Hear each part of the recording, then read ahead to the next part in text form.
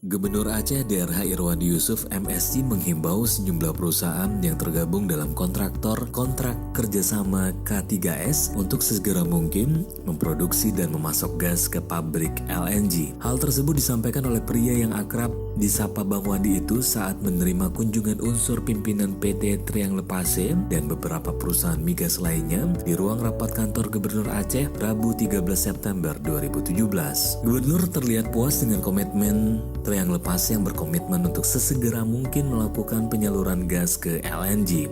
Dalam 2 bulan ke depan, setelah permasalahan teknis teratasi, Triangle Pase telah berkomitmen untuk segera beroperasi dan juga menyalurkan gas hasil eksplorasi mereka ke LNG. Turut hadir dalam kegiatan tersebut, Sekretaris Daerah Aceh Dr. Andes Dermawan MM, Asisten 2 Setda Aceh, Kepala Bapeda, Kepala Dinas Kehutanan, Kepala Dinas Keuangan Aceh, Kepala Dinas ESDM, Kepala Dinas Kehutanan, dan sebelumnya Wakil Gubernur Aceh Insinyur Nova Iriansah MT didampingi Sekretaris Daerah Aceh dan sejumlah pemangku kebijakan terkait telah lebih dahulu menggelar pertemuan dengan unsur pimpinan BPMA dan juga PDPA untuk membahas perkembangan terkini terkait rekrutmen pekerja BPMA serta sejumlah permasalahan lainnya. Selanjutnya Wagub juga menggelar pertemuan dengan unsur pimpinan PT Triangle Pase, Toy Anson, pimpinan Badan Pengelola Migas Aceh, pimpinan Perta Arun Gas, pimpinan Pertagas, pimpinan Zaratek,